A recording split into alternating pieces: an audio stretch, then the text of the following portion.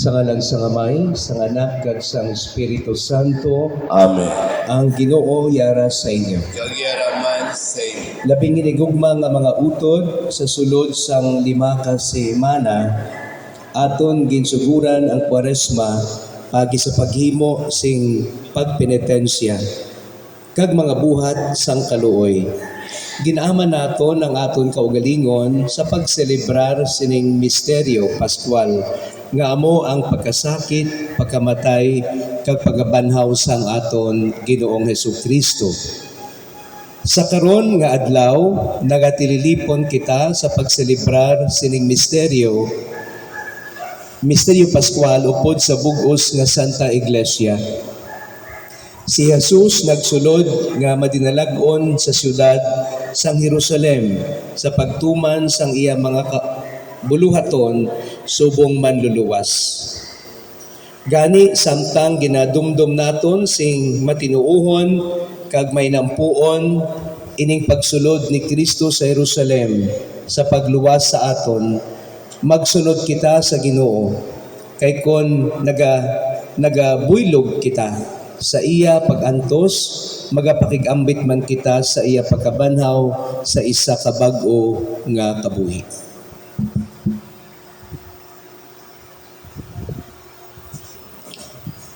Mga muyog kita. O gamhanan kag walay katapusan nga Dios, bendisyoni kag pasantusa ining mga ramos. Karon nagahinugyaw kami sa pagsunod kay Kristo nga hari. Itugot nga makaabot man kami sa langitnon nga walay katapusan nga Jerusalem. Ginapangayo namon ini paagi kay Kristo nga nagakabuhi kag nagahari sa tanan nga mga tuig sang mga katuigan. Amen. So kung ako magbendisyon, uyugon lang ninyo ang inyong ramos. Hosanna, Hosanna, Hosanna sa anak ni David. Hosanna, Hosanna, Hosanna sa anak ni David.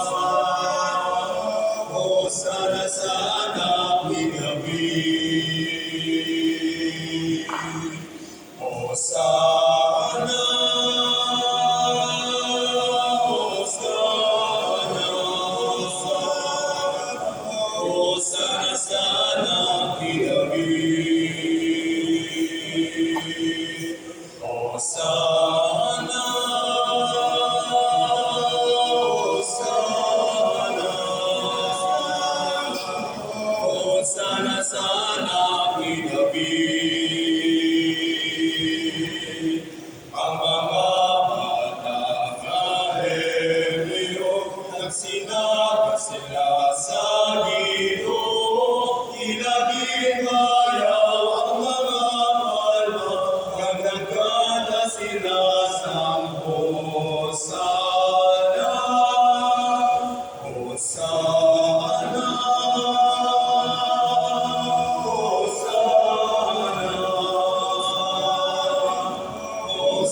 sana kinabi. Hosana,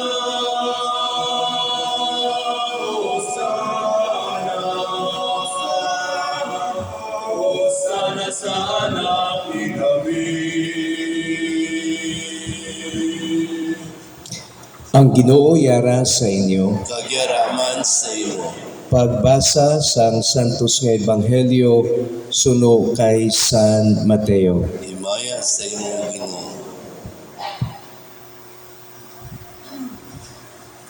Sang nagahilapit na sila sa Jerusalem, kag nag-abot sa Bethfage, sa bukid sa mga Olibo, ginpadala ni Jesus ang duha ka gintutunan. Nagsiling siya sa ila. Kadto kamo sa baryo nga yara sa atubang ninyo, kag sa gilayon makita ninyo didto ang isa ka bayi nga asno nga nahigot upod sa iya pulino. Hubarin ninyo sila kag dala sila sa akon.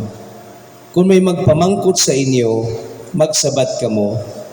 Kinahanglan sila sang Ginoo, kag sa gihapon ipadala niya sila. Natabo ini agod matuman ang ginsiling paagi sa propeta. Sugirin ninyo ang bata nga dalaga sang Sion. Yari ang imuhari nga nagapakari sa imo. Mapainubuson siya kag nagakalipay sa asno kag sa pulieno nga tinday sang asno.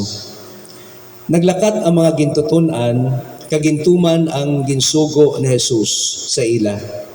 Gindala nila ang asno kag ang pulieno kagin hapinan ini sang ila mga kunop kagin sakyan ini ni Jesus. Madamo gid nga mga tawo ang naghambal sang ila ang naghumlad sang ila mga kunop sa dalan. Ang iban nagutod sang mga sanga sa mga kahoy kagin ladlad initanan sa dalan. Ang mga tao nga nagauna kay Jesus kag ang mga nagasunod sa iya nagasinggit. Hosana sa anak ni David. Bulahan ang nagakari sa ngalan sang Ginoo. Hosana sa kahitaasan. Sang pagsunod ni Jesus sa Jerusalem, ang tanan nga mga pumuluyo nagkinagula kag nagpamangkutanay, sino bala siya? Nagsabat ang mga tao, siya amo ang propeta nga si Jesus, nga taga Nazaret sang Galilea.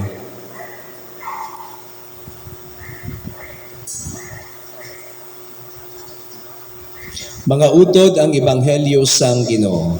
Dayaw sa imong Kristo. Maayong aga sa tanan, Ngayong aga man, Father. hindi kaligi mo kasugod kung